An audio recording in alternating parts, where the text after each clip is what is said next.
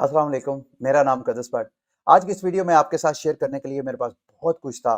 मेरी ख्वाहिश थी कि मैं ये ऑटोमेशन और आर्टिफिशियल इंटेलिजेंस के ऊपर मैं डिटेल आपके साथ अपना जितना मैंने महदूद सा मेरा नॉलेज है, जितना मैंने लर्न किया वो आपके साथ शेयर करूँ। लेकिन वक़्त की किल्लत की वजह से मैं उसको बड़ा महदूद आपके साथ शेयर करूँगा और वीडियो के स्टार्ट में ही शेयर करूँगा। इस वीडियो में मैंने आपके साथ ये एक बुक के हवाले से भी थोड़ी इन्फॉर्मेशन शेयर करनी है, ब्लॉकचेन एंड क्रिप्टो करेंसी। और दूसरा इस वीडियो में आगे इथीरियम का अपग्रेड आ रहा है, मार्च के एंड में एक्सपेक्ट किया जा रहा है कि इथीरियम के प्रोटोकॉल के ऊपर एक अपग्रेड होना है। उससे एक नया नैरेटिव जो है वो बिल्ड हो रहा है। मैं कुछ क्रिप्टो करेंसीज आपके साथ शेयर करूंगा। मेरी नज़र में अगर आप उनमें इस वक्त अच्छी अच्छी प्राइसेस में वहां पे इन्वेस्टमेंट कर लेंगे तो आइंदा बुल रन में आपको कई गुना प्रॉफिट हो सकता है। इट ऑल डिपेंड कि वो क्रिप्टो करेंसीज कैसे परफॉर्म करती है। उस नेक्स्ट बुल रन नैरेटिव के बारे में भी इसमें डिस्कस करेंगे, कुछ क्रिप्टो न्यूज़ हैं उसको भी डिस्कस करेंगे। लेकिन सबसे पहले ऑटोमेशन और आर्टिफिशियल इंटेलिजेंस के बारे में कहा जाता है giant leap into human evolution. इंसानी इर्तिका में एक बहुत बड़ा कदम है। लेकिन मैं इसको एक डिफरेंट एंगल से देख रहा हूँ। जाहिर बात है इसको इसके कई एंगल्स हैं इस सिर्फ सब्जेक्ट को स्टडी करने के, इसको लर्न करने के। मैं ये देख रहा हूँ कि पिछली सदी में इंसान ने मशीन और ऑटोमेशन से अपनी लाइफ में सहूलत तो पैदा की, लेकिन इस सहूलत से इंसान फिजिकली कमजोर हो गया, मेंटली कमजोर हुआ। और अगर हम ये आर्टिफिशियल इंटेलिजेंस और ये जो सदी चल रही है, इस सदी में आजकल आपको आर्टिफिशियल इंटेलिजेंस का बहुत हाइप आपको नजर आ रही है। मुझे ऐसे लग रहा है कि इस सदी के एंड तक हम मेंटली भी बहुत कमजोर हो जाएंगे। हम हमारी जो जहानत है वो हमसे छीन ली जाएगी। जैसे आज का इंसान पिछली कई सदी के इंसान के उसके फिजिकल स्ट्रेंथ के साथ अगर कंपेयर करें तो आपको कमजोर नजर आएगा, क्योंकि मशीन ने हमको काहल बना दी है, सुस्त बना दी है। हम हमारी जो फिजिकल स्ट्रेंथ है उसको कमजोर कर दी है। मतलब मिसाल के तौर पे हम गूगल मैप यूज करते हैं। अब ये नेविगेशन जो है मर्दों की जबिल्लत में शामिल है। सदियों पहले इंसान जब हंटर हंटर हंटर और गैदरर था, यानी शिकार करके आता था, तो नेविगेशन उसका एक मेन टूल होती थी। और नस्ल दर नस्ल हर बाप जो है अपनी नई नस्ल में वो ट्रांसफर करता आ रहा था। जब से ये पिछली सदी से फिर पिछली सदी के आखिरी जो दहाइयां थी वहां पे ये गूगल मैप और इंटरनेट, और इस सदी के स्टार्ट में तो ये बहुत ज्यादा ही गूगल मैप के आने से क्या हुआ, हमारी नेविगेशन की सलाहियत ही खत्म हो गई। कैलकुलेटर जब आया, कैलकुलेटर से पहले दुकानदार के पास जाते थे, जब कैलकुलेटर नहीं था वो एकदम सारा डिटेल पे बैठा होता था, वो हिसाब किताब करना उसके लिए मुश्किल ही। जब से कैलकुलेटर आया, अभी भी आप दुकानदार के पास जाएं तो उसके पास एक कैलकुलेटर होता है, वहां पे बैठ के आपको हिसाब किताब छोटी छोटी अमाउंट के भी वो हिसाब किताब कर रहा होता है। तो इंसान जो है फिजिकल इस तरह हमारी घर की खवातीन देख लें, घर में मशीन ऑटोमेशन सब कुछ तो आ गया है, लेकिन उससे हमारी घर की खवातीन की फिजिकल स्ट्रेंथ देखें।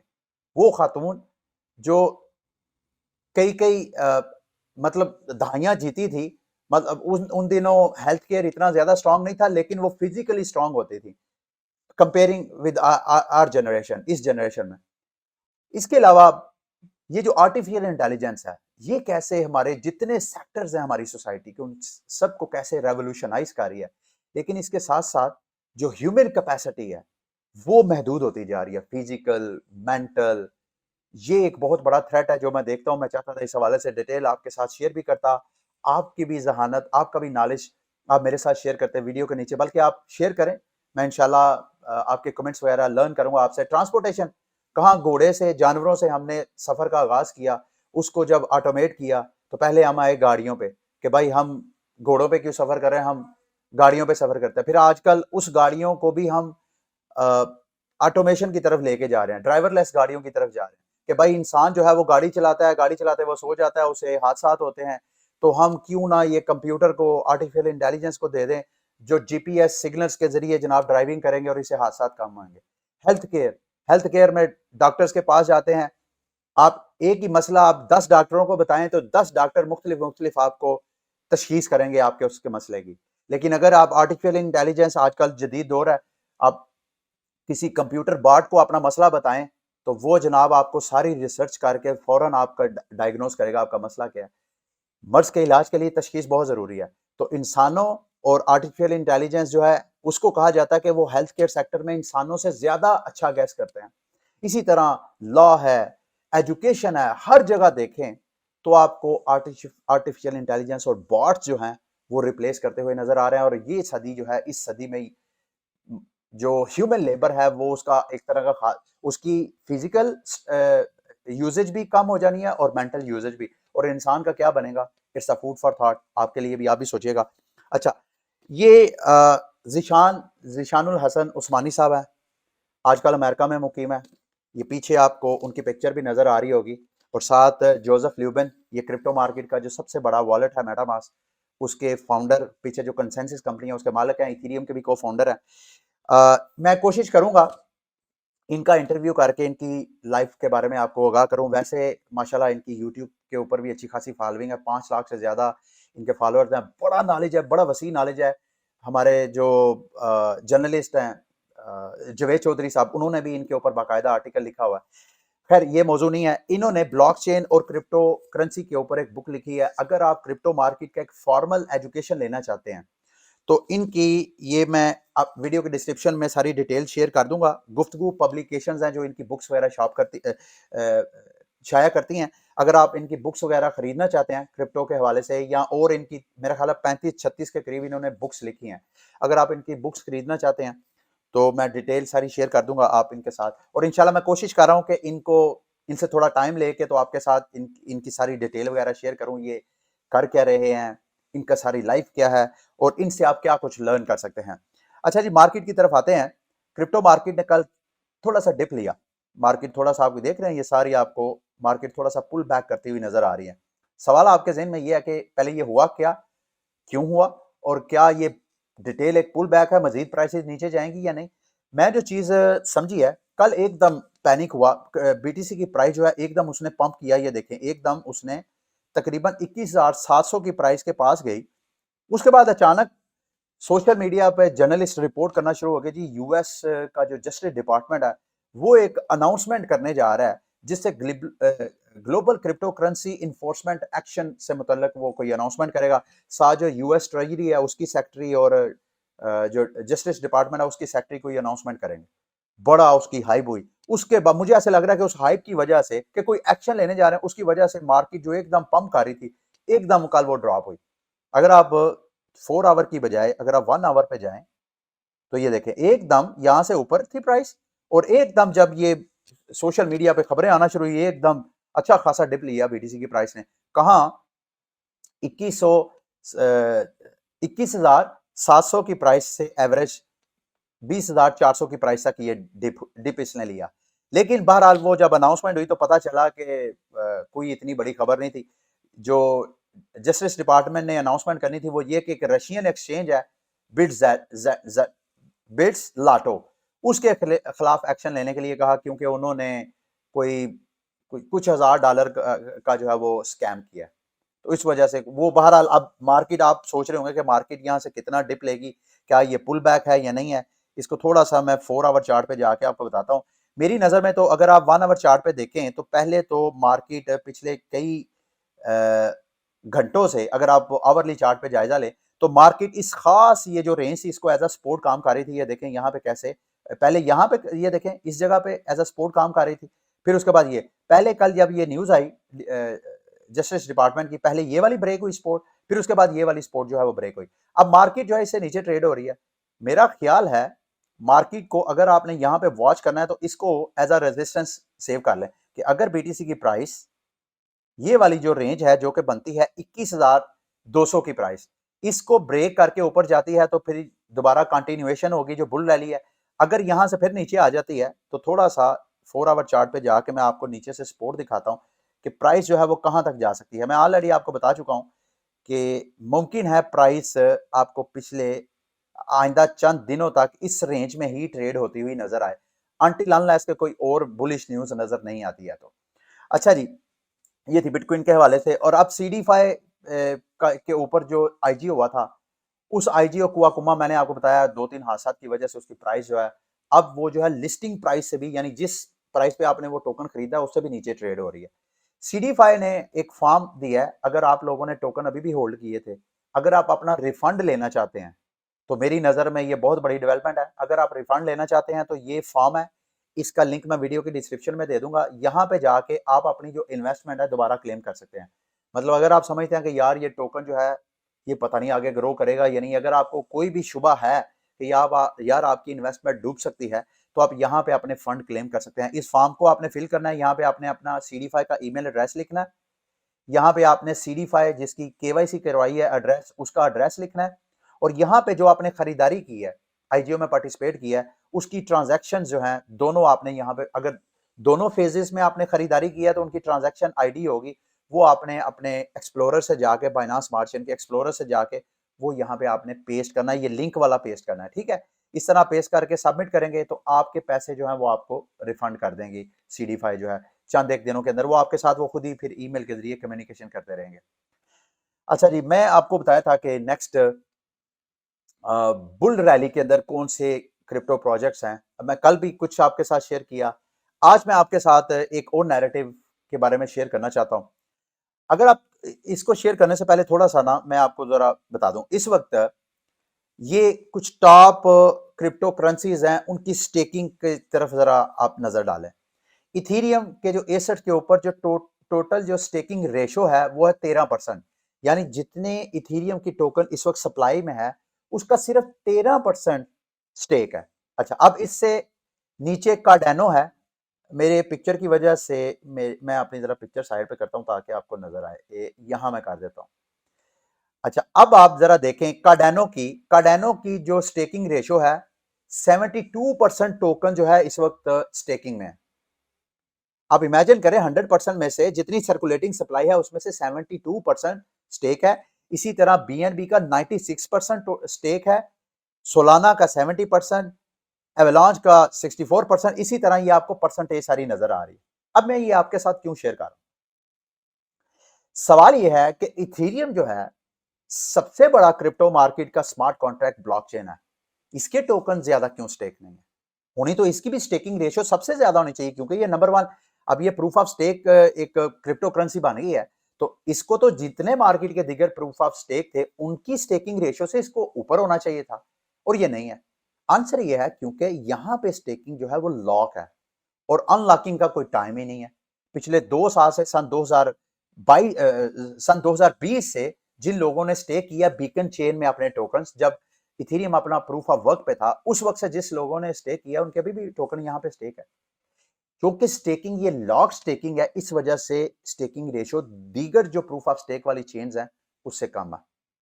अब ये जो मार्च के एंड में वो जो अपग्रेड, जिसको शंघाई अपग्रेड बोलते हैं, उस अपग्रेड के बाद क्या ऐसी डेवलपमेंट होगी, उससे क्या आपके लिए इन्वेस्टमेंट अपॉर्चुनिटीज निकल सकती हैं, वो मैं आपको एक्सप्लेन करना चाहता हूं।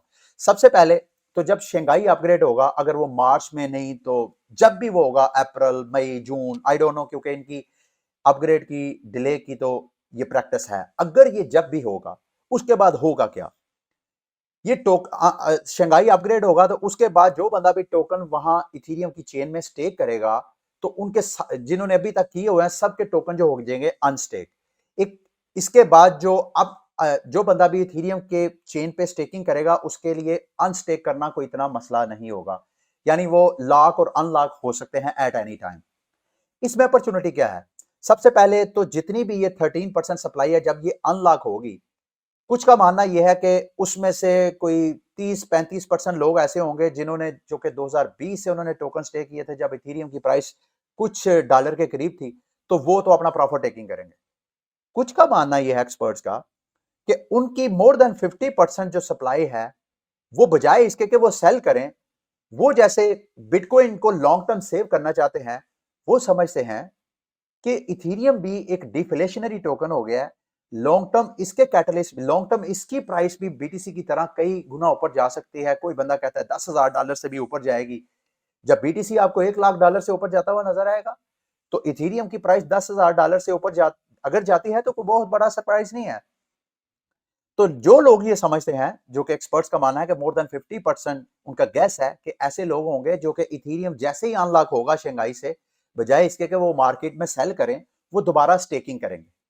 अब जब वो स्टेकिंग करेंगे, तो ना सिर्फ वो स्टेकिंग करेंगे, बल्कि जो दीगर इथेरियम होल्डर्स हैं, वो भी स्टेकिंग करना शुरू कर देंगे, क्योंकि उनको पता है कि अब जब हम स्टेक करेंगे, जब चाहे हम अनस्टेक कर सकते हैं, क्योंकि अब शंघाई अपग्रेड के पास लॉकिंग अनलॉकिंग जो है वो उसकी कोई अब इशू ही नहीं रहा।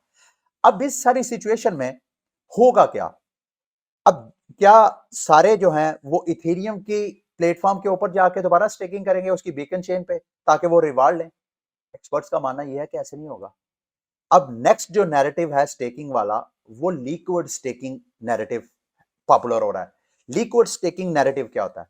आमतौर पे जब आप किसी चेन के टोकन स्टेक करते हैं, तो वहां पे आपको स्टेकिंग के बदले कुछ रिवार्ड मिलता है, एपीआर मिलता है। वो मुख्तलिफ रिवार्ड है, ये देखें यहाँ पे रिवार्ड, अगर इथेरियम इस वक्त आप स्टेक करते हैं तो आपको सालाना जो है वो 3.8% मिलता है। कार्डानो करते हैं तो 3.35% मिलता है। बीकन चेन पे करते हैं तो 2 पॉइंट, मतलब ये सारे रिवार्ड्स हैं जो कि एपीआर हैं जो सालाना आपको अगर आप उनके टोकन स्टेक करें तो मिले। ये है बेशक लिक्विड स्टेकिंग है या अनलिक्विड स्टेकिंग है। लिक्विड स्टेकिंग क्या होती है कि जब आप चेन पे स्टेक कर देते हैं तो वो टोकन आपके इनलिक्विड हो जाते हैं, यानी उनको आप यूज नहीं कर सकते। जबकि लिक्विड स्टेकिंग ये होती है कि आप टोकन तो स्टेक करते हैं लेकिन बदले में आपको एक और पेज टोकन वो प्लेटफॉर्म दे देता है जो आपको लिक्विड स्टेकिंग प्रोवाइड करता है। यानी बजाय इसके कि आप इथेरियम की चेन पे जाके बराह रास्त टोकन अपने स्टेक करें, अगर आप करेंगे तो आपके ये इनलिक्विड टोकन बन जाएंगे, यानी स्टेक हो जाएंगे, उनका आप यूज नहीं कर सके। मार्केट में बहुत से ऐसे प्लेटफॉर्म है जो आपको लिक्विड स्टेकिंग की ऑप्शन देते हैं, मतलब आपने इथेरियम में ही टोकन स्टेक करने हैं, लेकिन आप अगर उनके प्लेटफॉर्म के जरिए करेंगे तो बदले में आपको जितना आप स्टेक करेंगे उसके बदले आपको टोकन और पेज टोकन दे देंगे। उन पेज टोकन को आप मुख्तलिफ जो प्रोटोकॉल्स हैं, डीफाई प्रोटोकॉल्स, वहां पे आप जाके मुख्तलिफ किस्म का यूज केस कर सकते हैं, आप बारविंग कर सकते हैं, मतलब बेशुमार यूज केसेस हैं उसके, मैं आगे जाके आपके साथ शेयर करता हूं। तो अब ये जो नेक्स्ट नैरेटिव है उसमें जो लिक्विड स्टेकिंग है, वो प्लेटफॉर्म जो लिक्विड स्टेकिंग प्रोवाइड करने वाले हैं उनको नेक्स्ट बुल रन के अंदर अच्छा खासा रिटर्न मिल सकता है, अच्छा खासा रिस्पांस और मार्केट से कैपिटल मिल सकता है। अच्छा, अब वो कौन से हैं? नंबर वन इस वक्त मार्केट लीडर है, वैसे तो आप गूगल पे अगर आप लिखेंगे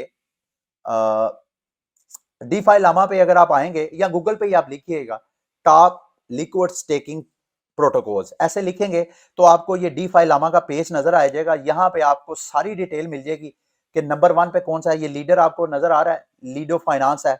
दूसरे नंबर पे कॉइन बेस, इसी तरह ये जो सेंट्रलाइज एक्सचेंजेस है, इवन बाइनांस वगैरह, बाइनांस पे अगर आप इथेरियम स्टेक करते हैं तो बाइनांस भी आपको लिक्विड टोकन दे देता है जितना आप स्टेक करेंगे बस। इसी तरह सेंट्रलाइज एक्सचेंजेस। दूसरे नंबर ये जो लीडो और कॉइन बेस या बाइनांस में फर्क यह है, लीडो एक डिसेंट्रलाइज एक्सचेंज है। वहां पे अगर आप टोकन स्टेक करते हैं तो आप अपने पर्सनल वॉलेट के जरिए करते हैं और कोई उसको कंट्रोल नहीं कर रहा, वो आपके वॉलेट के जरिए सारी कनेक्टिविटी है। जबकि अगर आप कॉइन बेस और बाइनांस वगैरह पे करते हैं तो वो सेंट्रलाइज प्लेटफॉर्म है। इसी तरह रॉकेट पूल दूसरे नंबर पे है, ये भी डिसेंट्रलाइज है। पैरेलल फाई ये भी डिसेंट्रलाइज है। एंकल, अकाला, ये पूरी आपको लिस्ट मिल जाएगी। मैं दो तीन सिर्फ आपके साथ शेयर करूंगा।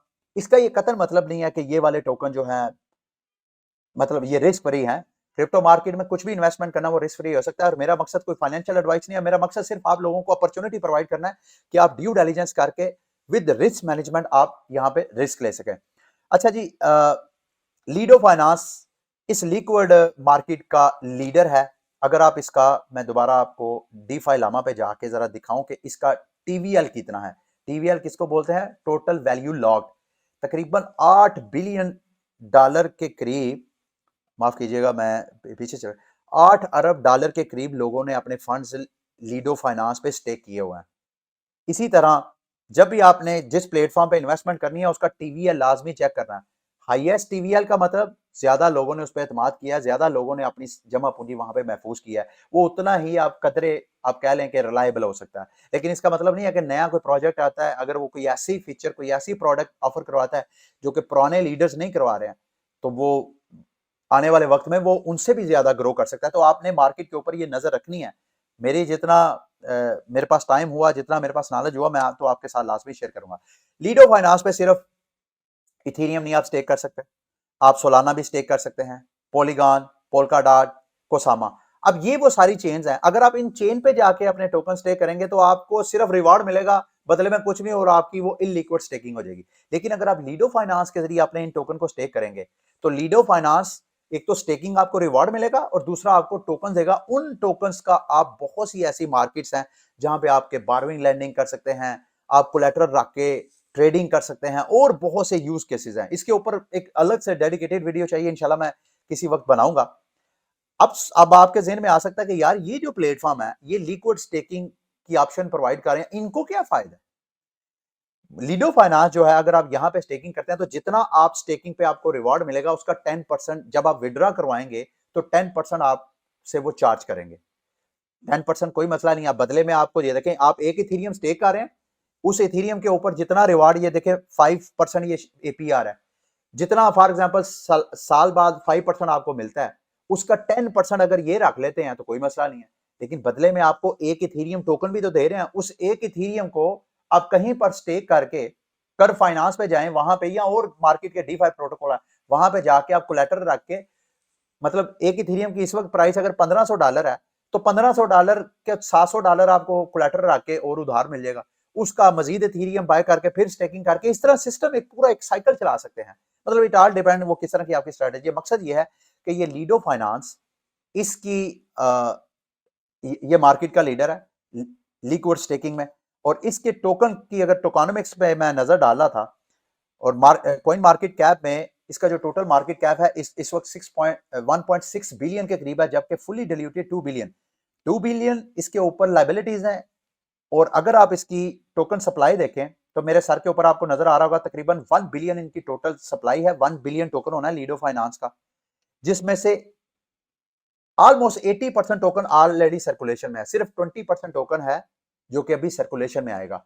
अब ये इसकी टोकनोमिक्स मुझे तो बेहतर लग रही है। 80% ऑलरेडी सर्कुलेशन में है तो ये बहुत बड़ा है। इसका मतलब है कि आने वाले वक्त में इसकी अनलॉकिंग के चांसेस कम है। और अगर आप diluted fully diluted market cap में देखें तो बहुत कम फर्क है, सिर्फ 400 मिलियन का फर्क है। तो ये टोकनोमिक्स में भी बहुत स्ट्रॉन्ग टोकन है। अगर आप चार्ट पे जाके नजर डालें तो यहाँ पे इसका जो ऑल टाइम हाई था तकरीबन $5.20 से नीचे जो इसने लोएस्ट बनाया तकरीबन 40 सेंट के करीब। मेरी नजर में ये बहुत बड़ा क्रैश नहीं है। मार्केट के जो दीगर प्रोजेक्ट्स हैं उन्होंने बहुत क्रैश किया है। अभी अगर करंट इसकी प्राइस के ऊपर देखें तो ये देखें, ये वाला जो पैटर्न इसने ब्रेक किया है, ये वाला डिसेंडिंग पैटर्न, ये मार्केट की जो पिछले हफ्ते की जो रैली है उसमें इसने इस पैटर्न को ब्रेक किया है। अभी दोबारा जो छोटी सी डिप ली है मार्केट ने, इसने भी यहां से डिप लिया है, लेकिन ये वाली इसको एज अ सपोर्ट वो काम कर रही है। लेट्स सी मार्केट यहां से, मेरा मानना यह है कि अभी इस सपोर्ट के पास है, अगर एंट्री कोई बंदा लेना चाहे तो नॉट अ बैड चॉइस। लेकिन जितना नीचे जाता जाएगा आपके लिए बाइंग अपॉर्चुनिटी है अगर आपने लीडो फाइनेंस के टोकन में इन्वेस्टमेंट करनी है। अच्छा, यहां पे इसका एक कौन है, कौन का मतलब इसका एक नुकसान है कि अगर आप इनके टोकन अर्न करते हैं तो लीडो फाइनेंस जितना भी अर्न करता है ये 10% मैंने आपको बताया स्टेकिंग पे ये आपसे चार्ज करता है। तो 10% का कुछ भी ये लीडो जो होल्डर्स हैं, टोकन होल्डर, उनको शेयर नहीं करता। लीडो फाइनेंस का ये जो एलडीओ टोकन है ये गवर्नेंस टोकन है, यानी अगर आप ये टोकन होल्ड करते हैं तो कल को लीडो फाइनेंस पे कोई भी चेंजेस आती हैं तो वहां पे आप अपनी वोटिंग राइट्स ले सकते हैं। ठीक है, तो लीडो फाइनेंस का ये टोकन है। दूसरा मार्केट का जो प्लेयर है वो है रॉकेट पूल। रॉकेट पूल का टीवीएल भी आप देख लीजिएगा जाके डीफाई लामा के ऊपर तकरीबन 1 बिलियन से कम है। लेकिन रॉकेट पूल की जो अगर आप चार्ट पे जाके नजर डालें, कल रॉकेट पूल ने अच्छा खासा एकदम ये पंप लिया। आई डोंट नो, ये देखें एक बड़ी सी विक बनाई है $58 से फिर $35 के ऊपर आया। लेकिन चार्ट के ऊपर अगर आप नजर डालें तो ऐसे लगता है कि रॉकेट पूल जो है वो ये जितने पीछे पिछला साल है उस साले साल में को बहुत बड़े बैड सिचुएशन में नहीं रहा। ये देखिए खास प्राइस रेंज के ऊपर ही ये ट्रेड होता रहा। ये यहाँ पे जाके थोड़ा सा ब्रेक हुआ है। रॉकेट पूल को भी इस वक्त अगर आप देखें तो अपनी इस रेजिस्टेंस के पास है। अभी आप देखें मार्केट क्या इस रेजिस्टेंस को ब्रेक कर पाती है या नहीं। यहाँ पे फिलहाल बाइंग अपॉर्चुनिटी, जब भी मार्केट रेजिस्टेंस के पास होती है तो वो बाइंग अपॉर्चुनिटी नहीं होती। लेकिन आई डोंट नो, अगर ये रेजिस्टेंस यहाँ पे ब्रेकआउट हो जाता है तो उसके बाद मार्केट ये सपोर्ट बन जाएगी, मार्केट फिर ऊपर ही ट्रेड होती हुई नजर आ सकती है। अगर मार्केट रैली पकड़ती है ओवरऑल सारी क्रिप्टो मार्केट, तो फिर आपको रॉकेट पूल की प्राइस कोई पता नहीं, यहाँ से नीचे प्राइस मिले ही ना। अगर तो मार्केट बैरिश होती है तो मुमकिन है रॉकेट पूल की टोकन की ये जो प्राइस है ये नीचे आपको आती हुई नजर आए। रॉकेट पूल के जो टोकन का नाम है वो है आरपीएल। और आरपीएल मेरा ख्याल है बड़े बड़े जो एक्सचेंजेस है वहां पे आपको लिस्टेड नजर आएगा। अगर आप मुझे इजाजत दें तो मैं आपको कोइन मार्केट कैप पे आरपीएल रॉकेट पूल का टोकन है और कौन कौन सी एक्सचेंज पे आप ये टोकन बाय कर सकते हैं वो मैं आपको बता देता हूँ यहाँ पे। अच्छा जी, इनकी टोकनोमिक्स लीडो फाइनेंस से कुछ बेहतर नहीं है। 50% सर्कुलेशन में और 50% अभी टोकन जो है सर्कुलेशन में आने हैं।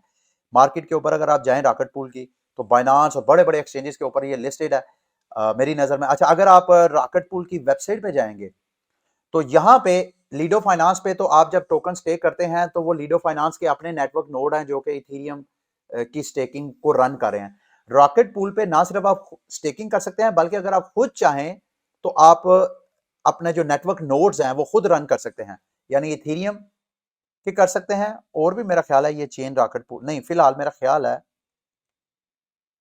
इथेरियम की चेन को ही ये सपोर्ट करते हैं अगर मैं गलत नहीं हूं तो।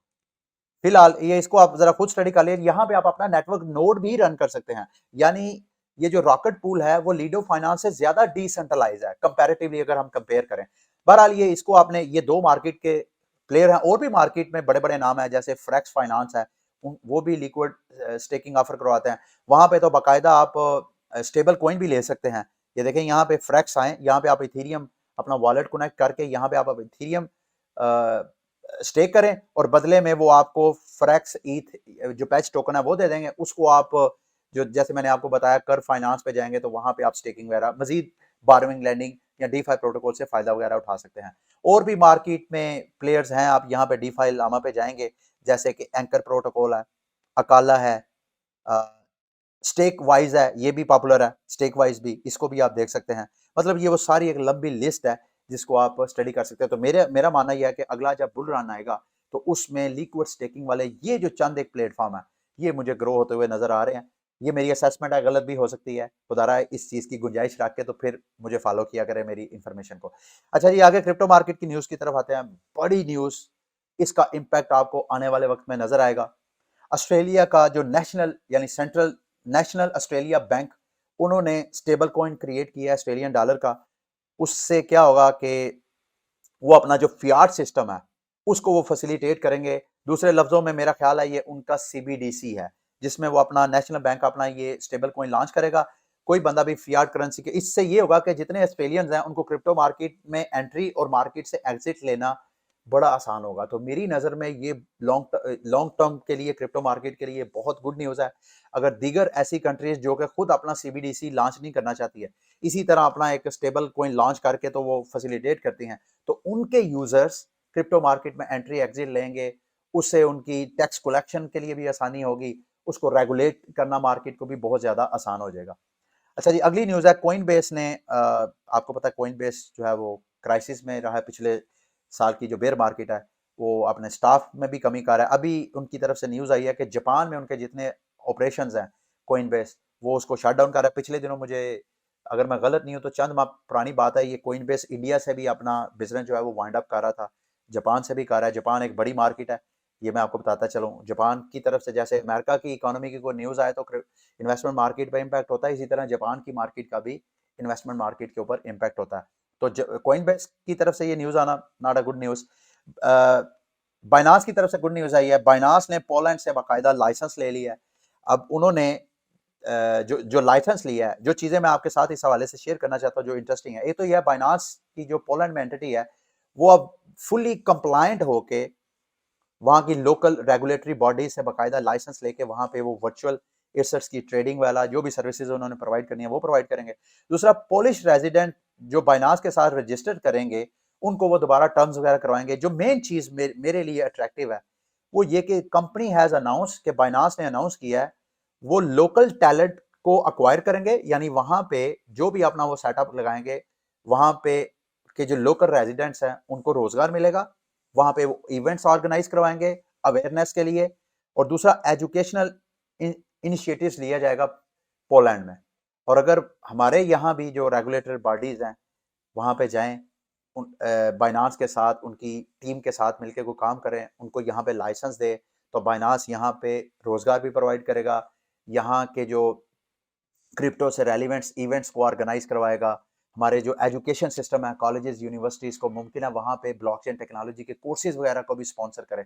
आई डोंट नो, ये हमारे जो इदारों में बैठे लोग हैं ये उनका काम है कि उनकी बाइनास की टीम के साथ जाके अपने अपना अपना प्रपोजल पेश करें और उनका प्रपोजल लें, एक वर्किंग रिलेशनशिप उनके साथ बिल्ड करें। उसका हमें और कौम को भी फायदा है। लास्ट में जी, ये मैं एक वेबसाइट का लिंक इस वीडियो की डिस्क्रिप्शन में आपके साथ शेयर कर दूंगा। यहाँ पे अगर आप ब्लॉकचेन इंडस्ट्री और क्रिप्टो स्पेस के अंदर कोई जॉब वगैरह ढूंढना चाहते हैं तो ये एक वेबसाइट है जहाँ पे अक्सर औकात जॉब्स वगैरह आती रहती हैं। अगर आप यहाँ पे चाहें, खसूसन अभी आप जॉब कैटेगरी में जाएँ तो मार्केटिंग का ये है कि अगर आपको ब्लॉकचेन टेक्नोलॉजी का इतना ज़्यादा नहीं भी पता, आप कंप्यूटर इंजीनियर नहीं भी हैं, कंप्यूटर साइंटिस्ट नहीं भी हैं, तो मार्केटिंग में अगर आपकी एक्सपर्टीज़ हैं, तो आप यहाँ पे जाके मार्केटिंग की जॉब्स ढूँढ सकते हैं। ये जितने नए-नए प्रोजेक्ट्स लॉन्च होते हैं, इनको मार्केटिंग के बंदे चाहिए होते हैं। तो यहाँ पे मार्केटिंग, अब सारी कैटेगरीज़ आप देख लें, जो कैटेगरीज़ में आपकी एक्सपर्टीज़ हैं, उन कैटेगरीज़ की आप जॉब्स यहाँ से operations, engineering, marketing, media, digital, creative, sales, customer service, ये सारी जो है यहाँ पे आप जॉब्स वगैरह ढूँढ सकते हैं। ये आप इसको बुकमार्क कर लीजिएगा, ताकि आइंदा अगर आपको या आपके किसी चाहने वाले को उसको ज़रूरत हो, तो ये जो वेबसाइट है उसकी हेल्प आउट कर सके। ठीक है, ये थी आज की वीडियो। उम्मीद करता हूँ कि आज की वीडियो भी आपके लिए इन्फॉर्मेटिव रही होगी। अगली वीडियो तक के लिए मुझे इजाज़त दीजिए। अल्लाह हाफ़िज़।